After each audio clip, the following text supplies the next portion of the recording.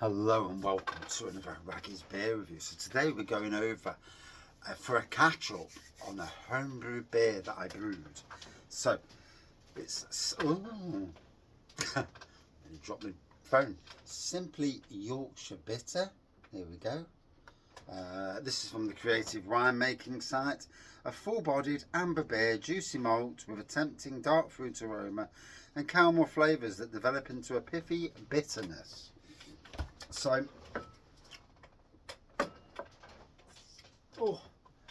there's the beer, and as you can see, even in this light, you should be able to see, that it's a bitter. So, let me crank it open.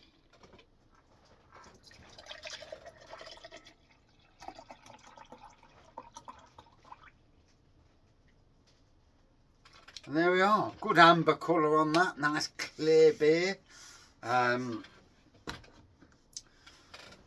a bag of sugar, and you've got a beer that when I bought it worked out, even with the sugar, to about 36 pence a pint. It may have gone up on websites, but yeah, I mean, I actually reviewed this by mistake earlier. I picked the wrong beer, but there you go. So here we go, look at that proper looking bitter that is. Nice bit of a white head on top, and there is a fruit aroma. Malty fruit aroma, wow.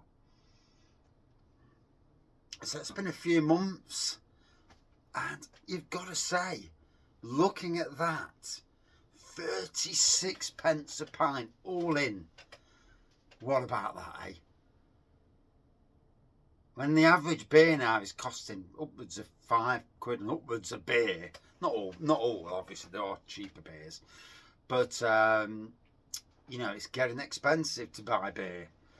You can make your own 36p a pint.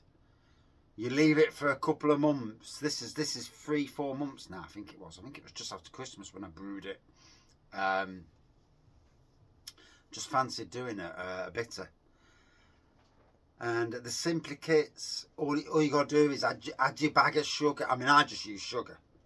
You can use dextrose, liquid malt and brewing sugar if you wanted to. I kept it to 1 kilo as the instructions tell you. And I'm pretty bloody happy with that. I've got to be honest. It's made a nice beer.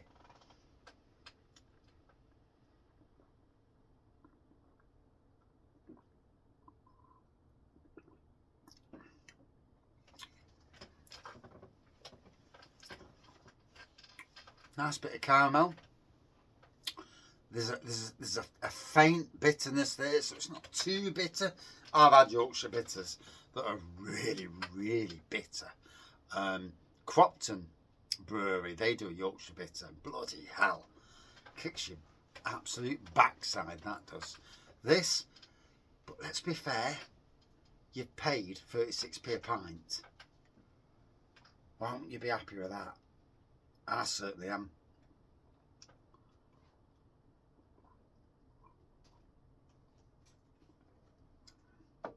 As much as I love a big impy and a big beer with flavour, I'm also good for a beer that just delivers what it's supposed to deliver. A Yorkshire bitter hits the nail on the head with flavour and delivers a nice beer, around about 4.5 to 5%.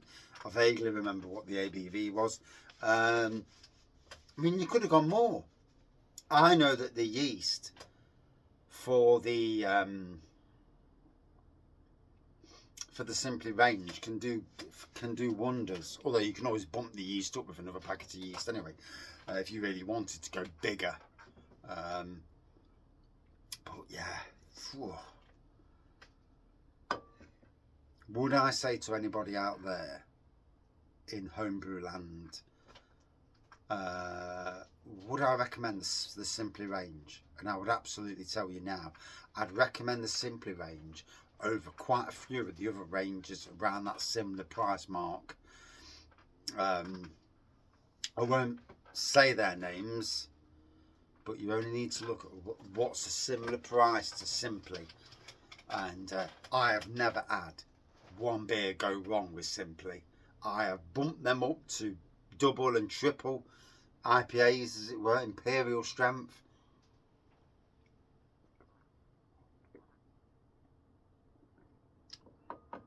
I mean, I've made an imperial ginger beer, 16%. That was some strong stuff, that was. Yeah. I never got feedback when I handed it into, I think it was Blue Monkey or somebody I handed it into. And never got feedback, but they'd have known about it. It was full on ginger, and it was thick as well. So not all the sugars went, but it was thick because of that. Sometimes, obviously, beers don't reach what they're supposed to reach, but it just makes for a thicker beer. You know, the fermentable sugars fermented out.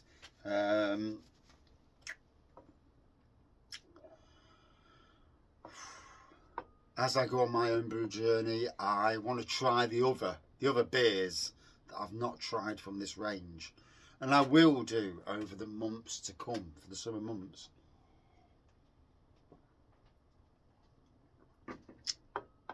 Hence why I do extra reviews. When I do reviews of homebrew, I'll do the brew day. I'll do the first fermentation review. I'll do the second fermentation review. See how it's going. And then you get the matured review. And yeah, I can't fault it at all. There's not. I wouldn't do anything flavouring. I won't put flavouring into a bitter. You know, you can't do that with bitters. With milds, you can get away with that. Certain beers, but I don't think with a bitter you can do that.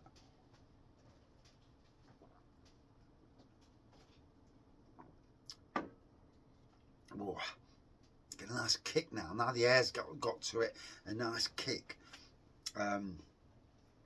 from the best bitter, from the taste. Like I say, 36p a pint. You know, and make no bones about it. I don't work for these companies. I paid for this, and so yeah. It's me talking, not you know. I watch Theme Park Worldwide and other theme park channels where they get gifted, and it's like, hey, bastards. Some of us have to pay to get into theme parks, but yeah, I certainly didn't, you know, get this for free. So I think I bought it from Creative Winemaking. I think I did anyway. But yeah, I got it all in for 36p a pint. Would I brew it again? Yeah, I would say that, yeah. A good best bitter. If you like bitters, can't fault it. Out of 5 for me, good 4.4 out of 5. I can't fault this. It's crystal clear, without finings, without ripping the flavour out of the beer. It just does it. And that's what, you know, letting beer mature does. You just get a decent beer that does what it needs to do.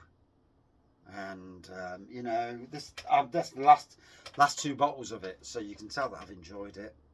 Yeah, it's been great. And that's my review. Cracking beer. Thank you for watching.